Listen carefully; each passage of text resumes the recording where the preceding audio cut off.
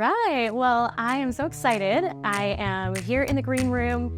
Cameron Handel is here with us today, a wonderful trumpet player in the Charleston Jazz Orchestra. Cameron, you just played a big show. Yes, and How was it? So fun, amazing, with Manny Showstopper Houston. It was great. Incredible. There's not a lot of female trumpet players in the world. So how did you become inspired to play the trumpet?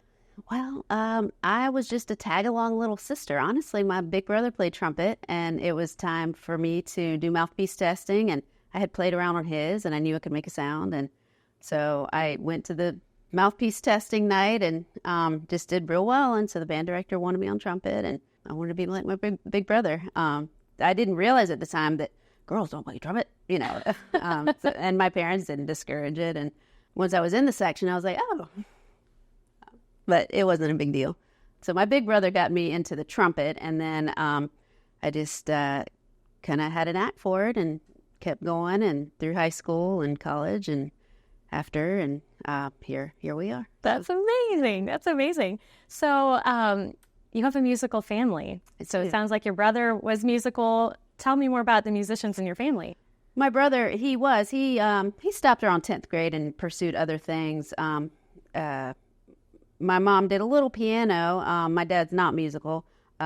He's a marine biologist. But my family now, with my husband and my girls, my husband's a musician. I met him in a Broadway show called Blast that I joined after I went to University of Georgia. And he's a percussionist. And Blast is like what Riverdance did for Irish dancing on the stage, Blast did for marching band on the stage. So it's big theatrical production. And I met Jeff there and ended up getting married, and he's from Indiana. He came down here, and we have 2 little girls, and we just started singing to them in lieu of, you know, we read to them a lot, but we also sang a lot. And I was like, well, this is same as reading. We're singing lyrics. It's fine. And we just started as in utero, I remember, with a ukulele. That's my hobby, was the ukulele. The girls just started singing along, and we started, it was during the lockdown, during COVID, we started trying to not go crazy, and we're like, let's just film some music videos that, all the songs that we know, you know, and we kept hearing 2 weeks to slow the spread, so we're like, we got 2 weeks, let's put out some videos, so put out all our stuff. It's like the Sound of Music. When I look at your page, it's, you know, your girls and you and your husband, and it's really magical that fun. You guys share that. It's fun, and some of the videos went viral, and we got invited to, you know, we played the Strawberry Festival at Boone Hall. We've played my festival in Vermont this past summer. We played in Washington, D.C. So it's Handel Family Band, and the girls are the stars. We just sit back and let them do their thing. So, we've been really blessed to pass on the musical experience to our girls. I love that because it's really neat to see, you know, we see you in the CJO. You've been playing with the CJO for a while. Yes. And to see that you're spreading that music to your daughters and you guys share that love, that's incredible. Thanks. It's fun. Who initially introduced you to the CJO? How did you learn about it? I think Charlton Singleton approached me. So I first joined the hit parade that was kind of morphed into the CJO. It was Jack McRae was involved, and then the CJO, I've been with them since the first season, and I took a few years off traveling with Michael Bolton, and Charlton let me kind of come and go, which is really nice. But yeah, it's season 16. So It's incredible. Yeah. It's incredible. Now, we missed you for a little while this CJO. I know our fans were asking, where's Cameron? No. You had to rehabilitate from an accident. Tell us a little bit about that. We had an unfortunate accident New Year's Eve of 21. Our family, we have a golf cart, and we go across to the shopping center. We had a trip we had taken hundreds of times to get fireworks. It was that afternoon. And we, the light turned green, and I remember Jeff hesitating, and I remember having the thought, like, are you going to go or what? But he looked, made sure nobody was coming.